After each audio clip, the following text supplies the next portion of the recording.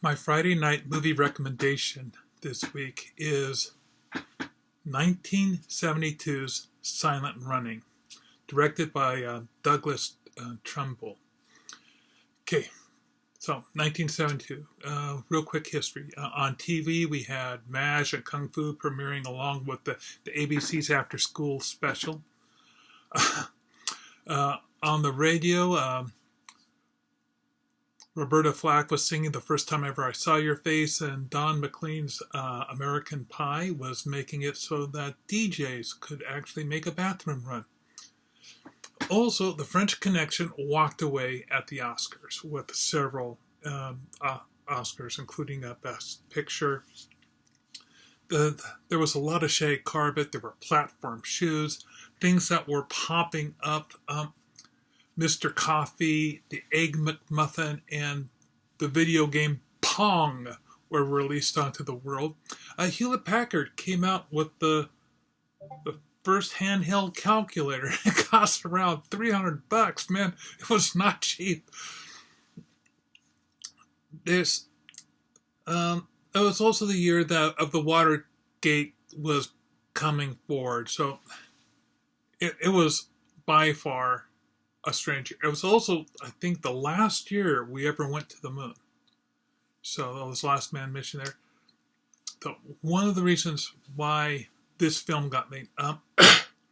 Okay, in the 70s, the studios were facing a problem. Television had stolen their audience. People were not going to the theaters.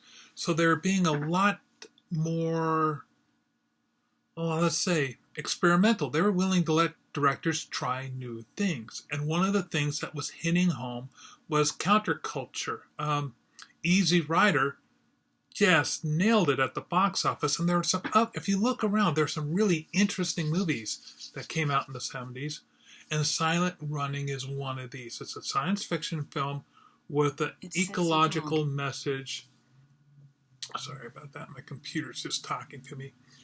And the basic premise is Earth has become a pretty dismal place where almost all the natural environments have disappeared. So what a bunch of people, at one point, they had created these habitats in space, these domes on these ships, on these cargo ships, to preserve what little environment remained, Earth environment remained.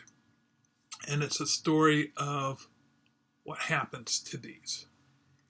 And I will not lie, one of the reasons I enjoy this movie so much is because of the robots, Huey, Louie, and Dewey. Keep in mind, this is way, way, way before CGI. And a lot of the practical special effects still had to be done with people inside suits. But these robots were not full-size humans, so they got some actors who were missing some limbs or were other, or had some other, let's just say, they were a lot smaller than normal people. And they basically built these robots to fit them. Some of them are, they're not all identical. Some of them are slightly different. But hey, I guess robots have different models when they were being issued. But these robots, Huey, Louie, and Dewey, they really struck a chord at my mind. I love a movie with robots in it. And these robots kind of steal the show, as well as Bruce Dern, who had this, he just exuded this whole strange hippie vibe that was perfect for this film. And the spaceships, Valley Forge. This ship was a 26-foot model, and you can see it not only in this movie, but you'll say, hey, I've seen that ship before because you've seen it before. It was both in the original and the rebooted Battlestar Galactica. It's been reused numerous times in both television and TV. It's probably one of the more recognizable spaceships out there.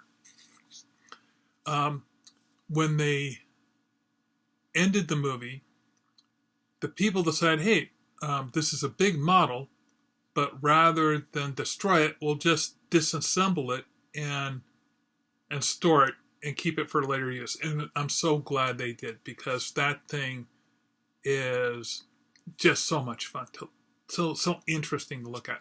Anyway, so that's my Friday night movie recommendation. Check out Bruce Dern, Huey, Louie, and Dewey in Silent Running from 1972.